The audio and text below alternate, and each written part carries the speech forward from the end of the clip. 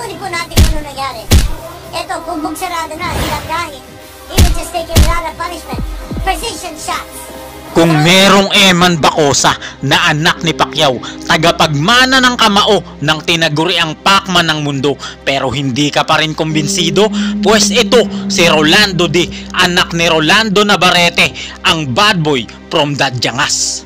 Lightweight title against one of the hottest fighters in BKB today. Top contender, Rolando D. Lahat ng kanyang nakalaban ay halos matigok. 50-50 ang nangyari dahil sa lakas ng kanyang kamao.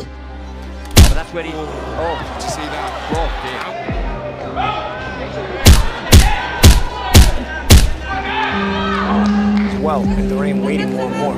And could that be conditioning issues from not making weight? Conditioning issues, big shot there by D. Walang gloves at purong kamao, suntukang walang peke at arte. Talagang gamit ang kamao na kayang basagin ng bungo. At sa bidyong ito, sino si Rolando D? Paano siya naging kampiyon? Gaano siya kalakas? Paano siya gumawa ng kasaysayan sa buong mundo ng combat sport?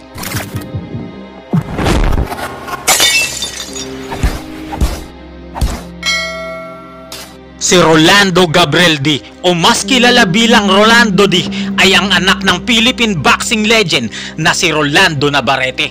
Bagamat anak ng boxing legend, ay hindi naging madali ang pinagdaanan ng buhay ng batang ito. Alam naman natin na bagamat naging kampyon, ay lugmok sa kahirapan ng kanyang ama na si Rolando Navarrete. Kaya bata pa lamang, sariling sikap na ang ginawa ng ating bida upang maiahon ng kanyang sarili sa kahirapan nila. Kung ano-anong trabaho at diskarte ang pinasok niya noong kanyang kabataan. Hindi siya dumepende sa kasikatan ng ama. Gumawa siya ng sariling pangalan sa combat sport at larangan ng palakasan. Lumaban na siya sa UFC, Brave CF at Abu Dhabi Warriors hanggang pinasok niya ang mas brutal na pakikipaglaban ng bare knuckle boxing. Walang gloves at purong kamao lang ang ginagamit sa pakikipaglaban. Ang kanyang debut dito ay noong December 4, araw ng linggo, taong 2022. Nakalaban niya ang pinakabrutal na underground fighter ng Thailand. Si Apisit Sangmuang ay napakatindi ng kamao, pero ang Thai na ito ay first round lang sa ating pambato.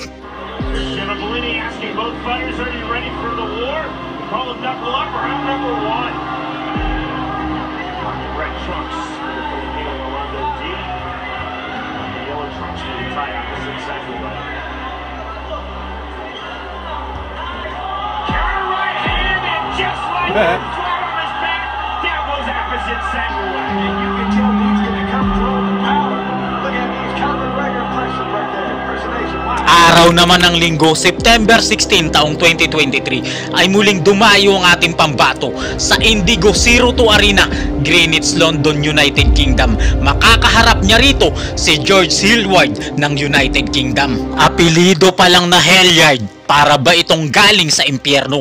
Pinakabrutal naman lalaro na nakalaban ng ating pambato. Pero katulad ng mga naunang kalaban, round 4 lang ito sa ating kababayan. Touch with the left, drop the right, and again. Oh, and again through. Well. Oh, got through again and again.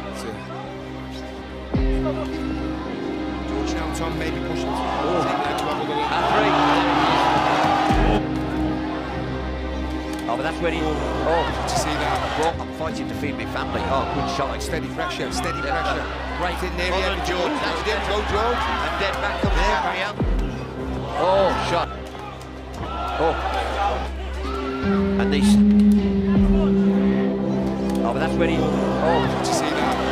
Araw naman ng Sabado, October 12 taong 2024 ay muling dumayo si Rolando sa John Charles Center, Yorkshire, United Kingdom. Makakaharap niya ang knockout artist ng United Kingdom na si Hayden Sheriff.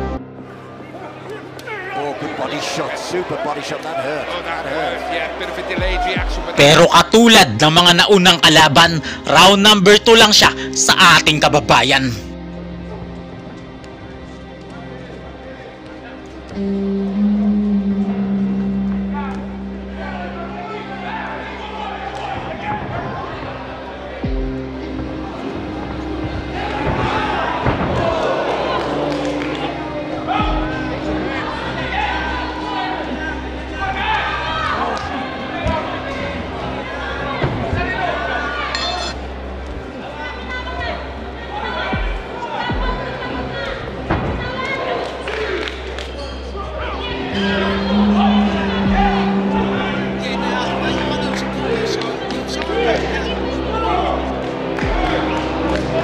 Dahil sa mga tagumpay na ito ni Rolando ay nabigyan siya ng pagkakataon na lumaban at lumipad sa bansang Amerika. Noong araw ng Sabado, May 31 taong 2025 sa Prime Osborne Convention Center, Jacksonville, Florida, United States of America, nangyari ang isang kasaysayan. Dalawang anak ng boxing legend ang maglalaban. Ang ating bida, si Rolando D, anak ni Rolando Navarrete, at si Alcibay Duran, anak ni Roberto Duran ng USA. Pero kahit superstar at anak ng boxing legend ang kalaban, round 3 lang ang itinagal niya sa ating kababayan. Stance fighter, but we've not seen him come out southpaw before. Again, looking at counter right hand there, does the Good counter and explosion by very little MMA for Robert Duran Jr. Use round 1 in the books. That setback against Sarat Manassian, and he knew jockey for position, so it's not really a lot of rest. See D again. and then a couple of final favors his style and skill set into the talks. See, you can show that D doesn't slip and slide on the inside. Any issues from not making weight. Conditioning issues, you know. Big shot there by D. He's looking to finish it right here, right now. Oh, big shot again. As Duran moved his hand. He's in trouble. At the high Bad guard. stands and down he goes again. The Incredible D! Dahil sa sunod-sunod na mga impresibong panalo ay nabigyan na ng pagkakataon ng ating pambato para lumaban sa kampyonato. Nito lang araw ng Biyernes, December 5 taong 2025 ay muling dumayo ang ating pambato para sa kampyonato sa Bell Sport Arena, Cardiff, Wales, United Kingdom. Makakaharap niya rito ang kampyon ng bare knuckle boxing World Super Welterweight Division na si Liam Reese ng United Kingdom. Zone undefeated Liam Reese defends his super lightweight title against one of the hottest fighters in BKB today. Top contender, Rolando D. Bukod sa napakatangkad at laki, napakalakas manuntok ng fighter na ito. Wala pa itong talo at talagang buwis buhay ang ating pambato. Pero bumagsak din ito kay Rolando. Ito na mga idol, ang pinakahihintay nating laban ngayong araw. Ito ay ang laban ni Rolando D versus Liam Reese. Ito ay bakbakan pala mga idol ng Pilipinas versus United Kingdom. Ang labang ito pala mga idol is para sa Super Welterweight World Title ng BKB or Bare Knuckle Boxing.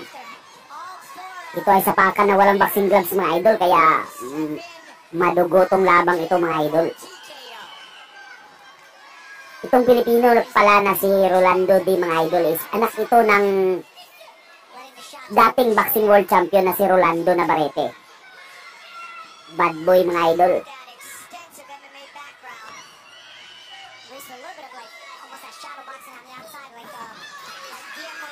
Undefeated tong kalaban ni kabayan mga idol na si Liam Reese. At currently world champion, challenger dito ang Pilipino mga idol na si Rolando D.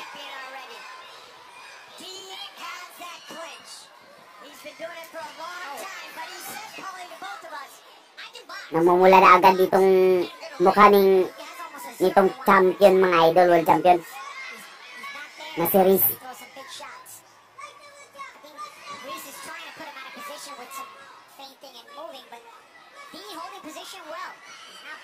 Nag-aantay lang dito si kabayan ng isang magandang counter. Nice. Uy, pumutok na nga mga idol. Putok na ang mukha nitong world champion mga idol. Sa kilay. Maganda ang teknik dito ni Rolando D mga idol.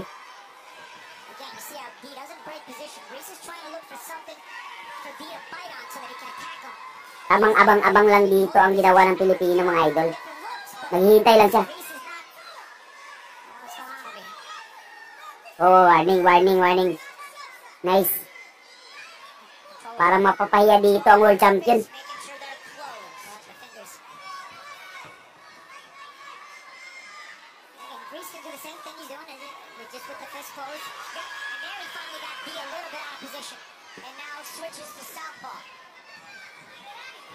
Oh, yun.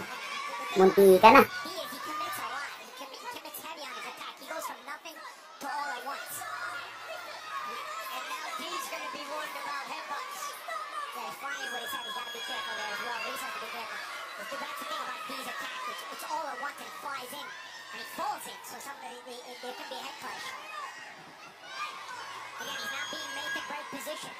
This is where Reese could use a jab here. Not necessarily have to. Masyadong maingat sila sa bawat suntok na binibitawan mga idol kasi isang pagkakamali lang ito eh. Oh, yun. Tumamas kabayan.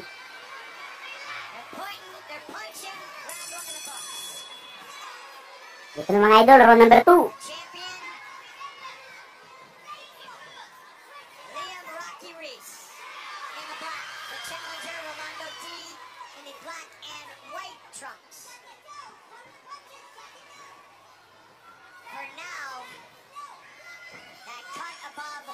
Masyadong malaki itong world champion mga idol kumpara dito sa Pilipino. Parang kung sa physical differences ng ating pagbaboy yun! Knockdown mga idol! Woo! Knockdown! Butata!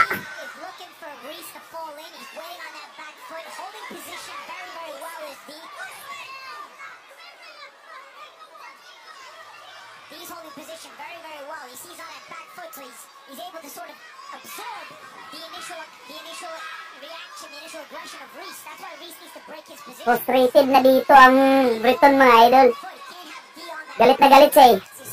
Sa ginagawa ng Pinoy.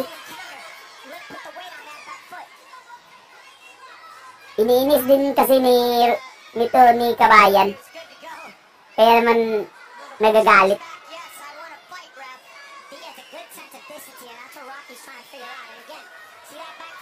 Oh, ganda ng straight.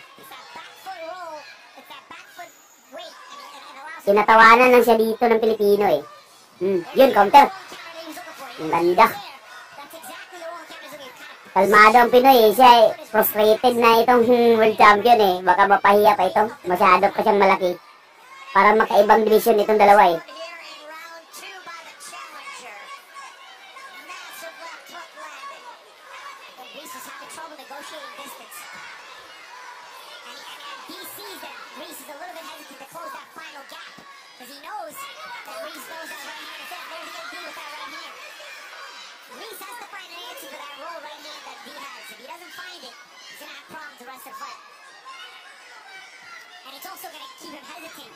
Tamang bad boy lang ang galawan dito ng Pinoy eh.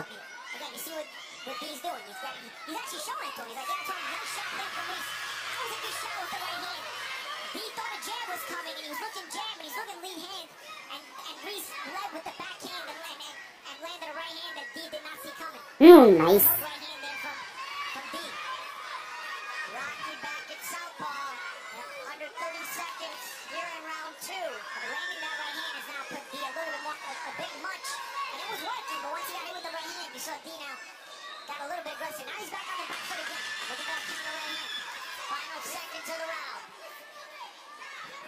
Uy, yun. Tumingin pa sa referee. Dito na mga idol, round number 3. Patuloy ang bakbakan dito mga idol. Dito sa boxing na walang gloves.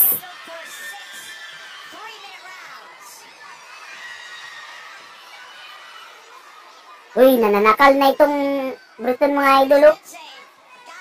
Pinagawa na pa ang lahat ng daya. Magang-maga ng mukha eh. Para ng puro bukol ng mukha nitong Briton eh. Yun, nice counter by D.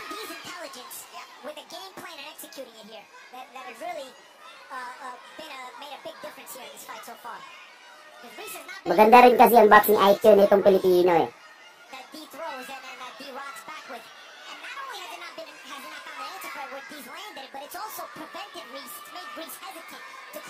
Nice counter. Yun. Rekta sa panga.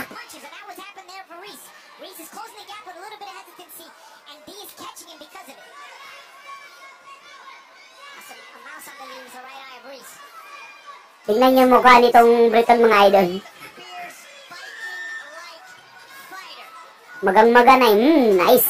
Sapol palagi sa counter eh. Dinidilaan lang ng Pinoy. Strong chin of Rocky Reese, a major weapon. It has been tested before. It's being tested tonight. He's talking now. He's confident. Midway point of this championship fight.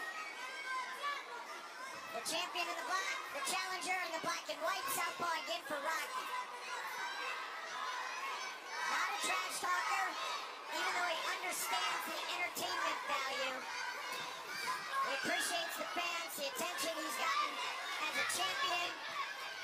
Liam Reese, though, said he's still a normal family man, but he's got a heck of a battle from the Philippines tonight. Uy. Sige. Nagyabang ka pa. He will kind of lull you to sleep at times with 0-0, do nothing, looking like he's trying to draw you into a counter, and all of a sudden lead with some powerful shots. You see Reese, again, a bit hesitant to close that gap. You see he's landing on the end of those shots. So there's not a lot of damage being done because he's a little bit hesitant to close those final 6 inches. Halos naliligo ng mukha ng Shots, and that's because Brito ng dugo mga idol. with the counter right hand. Puro na rin bukol. That trepidation, that hesitancy on the part of Reese. Body shots in the clinch from the challenger. Reese comes in. Blunt, hybrid, bare knuckle, 21-0.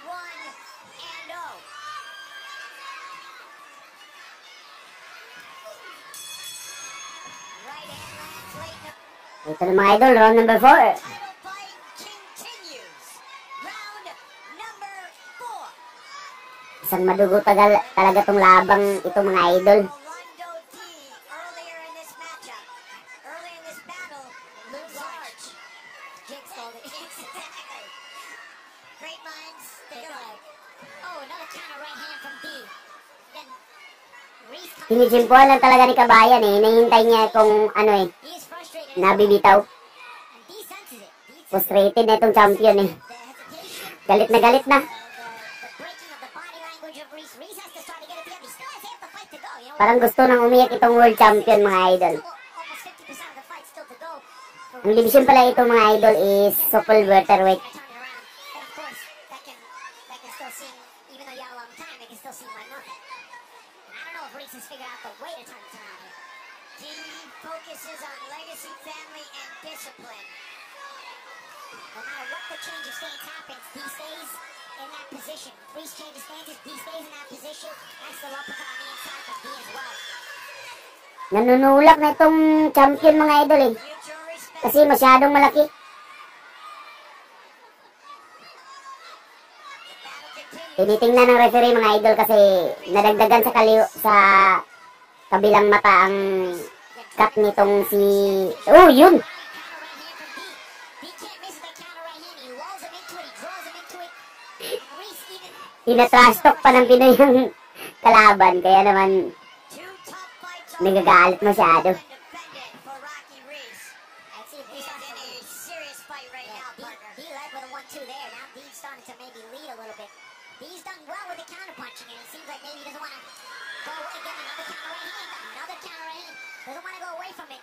But I would sense Dean maybe starting to Undefeated tong kalaban ni Rolando D mga idol ha. Undefeated to. search for a little bit more aggression. Hindi pa ito nakatikim ng talo hanggang naging champion. Pero ngayon nangangamoy talo na ito eh. Victory just with this game plan, but he may start to sense a weakening on the part of Reese, which may motivate him. Oh, yun. That's right there. So he's starting to lead with his own attack now instead of waiting for it. In his title defense against Martin Reppel, it went to the 6th round. Reese fought through a broken nose and a point deduction in the 4th round. Yeah, Reese is a winner. Nice Oh! shot there from Reese. Ganda. Lane. Ganda talaga ng counter ng Pinoy dito mga idol.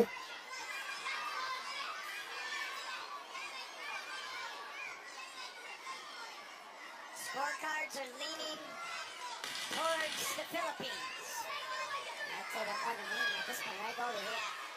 He is very confident. He is very confident right now. He's in his zone. Kada pasok ng Briton eh, sango eh. Ito na mga idol, round number 5. The eye of Reese here.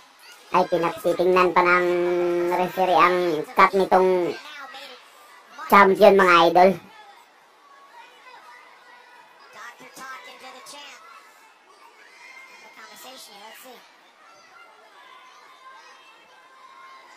Sige, patuloy bakbakan.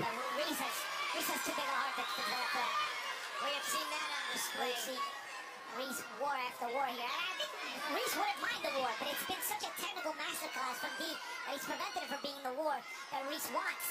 And from this perspective, Reese has been outgunned in a technical fight. And Paulie, that goes back to the point we made at the top of this fight, this main event, is that Rolando D's got the strength, he's got the clinch, he's got the MMA, 28 MMA fights, but he said, I can box and I'm gonna box. Yeah, and he's doing exactly. Yun! Sa full straight. Rocky will not go away in Rocky style. The Rocky now, the thing about Rocky, the problem Rocky has too is he's got a little bit of a swelling on the left eye of Reese. So he has landed, I mean on D, so he has landed. There is some swelling on the left eye of D.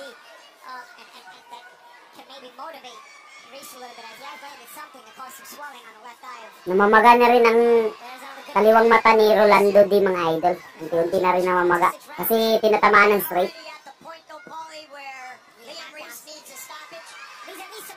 Noise. Nice straight. Pasok na pasok ah.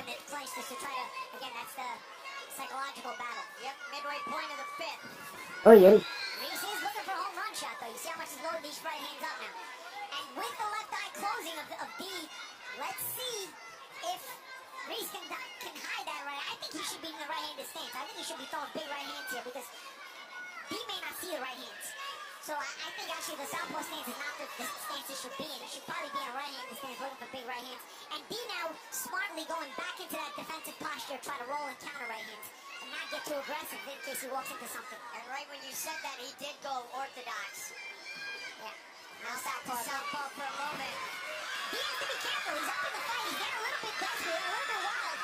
He has to be careful himself. He's up in the fight. I think he's letting his emotions get the best of him, and now he wants to fight. But remember, Reese in a war is exactly what Reese wants. He gives Reese the best chances. Good shot there from Reese. Good shot there from Reese. Is alive. He's the best round for Liam Reese. Yeah.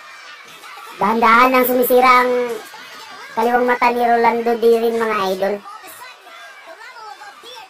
Ang hirap niyan eh, hindi nakaputok. Kaya naman namamaga lang, swelling lang.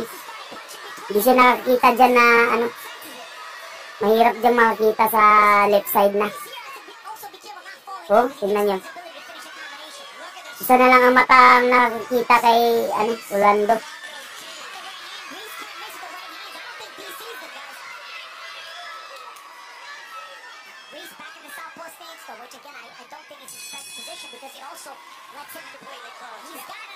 Pero mga idol, round number 6.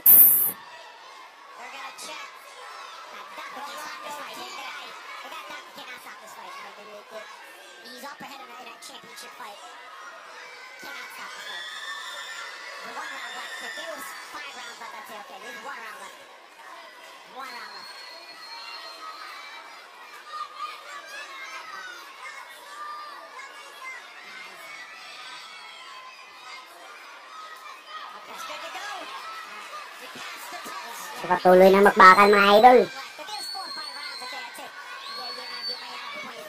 Oh, yun. Tinamaan straight.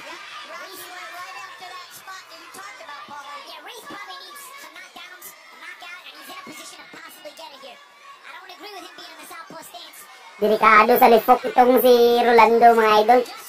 Kasi hindi siya nakakita dito sa kabilang mata. Tuluyan na nga nagsirado.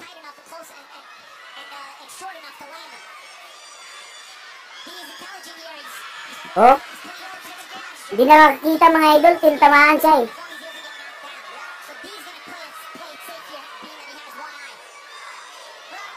Nice.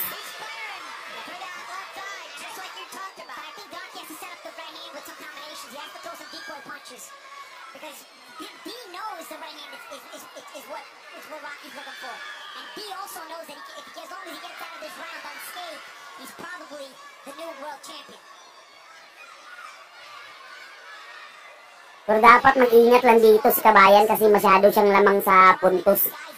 Kung sa puntos ng ating pagbabasihan. Ang kailangan dito ng Briton mga idol is makascore ng knockdown or ma-knockout itong Pilipino para manalo.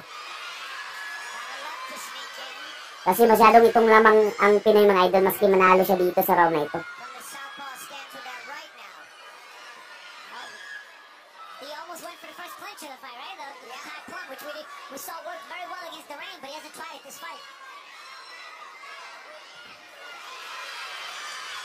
Reese is frustrated. Reese now doesn't have to hesitate to come in because I don't know if Diaz can pull the trigger on the right hand as easily. He can't see as much. But dumudugo na rin ang ilong nitong Briton mga idol. now that landing a clean shot is still difficult. There's a minute left. Is there a minute left in the championship reign? Nice counter. Right hand there by Deep.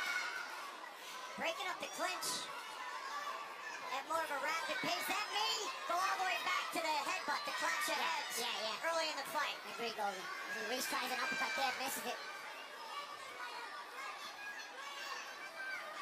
Reese is frustrated, Golden. 30 seconds remain. After 30 seconds left in the title reign of Rocky Reese. Is he going to pull a rabbit out of the hat here? Is he going to pull a Rocky out? He's going to have to try it here, but D is not engaging. D is not engaging like Apollo. D knows he's winning. And D is looking to finish the fight here. He knows he's done the work in the first 4 rounds.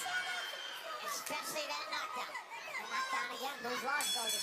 Si Rolando D ay sikat na ngayon sa mundo ng bare knuckle boxing. Bagong kampiyon ng Pilipinas at pambihirang lakas ang kanyang pinamalas. Talaga namang karangalan ng mga Pilipino ay muli niyang itinaas. God bless everyone. Bye.